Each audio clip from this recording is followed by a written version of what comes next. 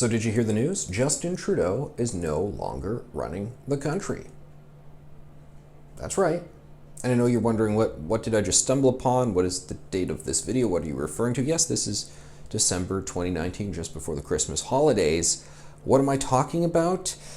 I'm not too sure, actually, but there are some very interesting news headlines that I would like to present to you. A bizarre thing happening in the corridors of power up in Ottawa.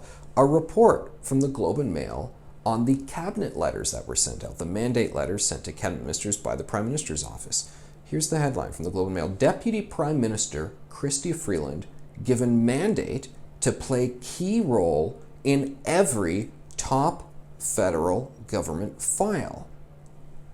Wait, hold on a second.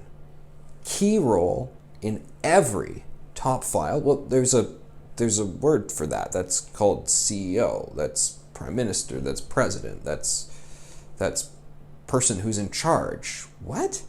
Here's a headline from the CBC. Chrystia Freeland is now the Minister for almost everything. Wow. You know, there's a saying back decades ago, C.D. Howe was a prominent cabinet minister, and they called him the Minister of Everything because he had a number of files that he managed at the time.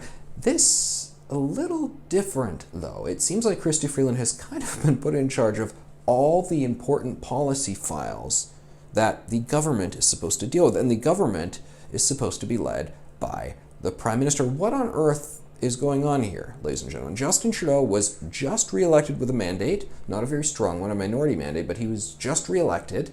He said, I still want to be Prime Minister. He said, I'm still going to go there to the polls. I'm still going to fight it out. There was the blackface scandal where he could have resigned and stepped aside, let Chrystia Freeland come in and take his place, but no, he stuck it out. He fought it out. He continues to go out there and give his speeches and stand there in the House of Commons as if he is Prime Minister, and now he is shouldering all of the work to Chrystia Freeland.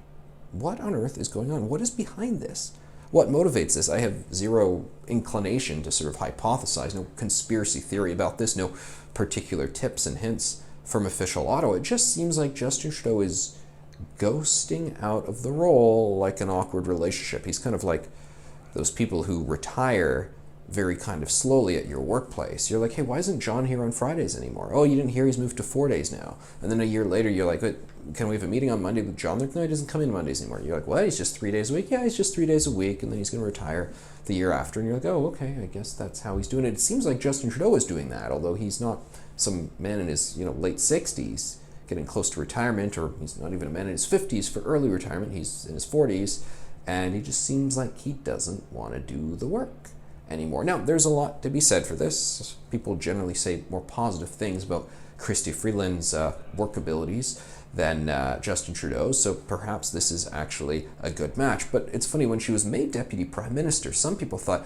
oh, he's just trying to sort of take away important files from her and keep her busy because maybe she wants the leadership herself. Because traditionally, the Deputy Prime Minister is a figurehead role. It's a symbolic role. Like in the United States, the position of Vice President is not a person who makes the top decisions.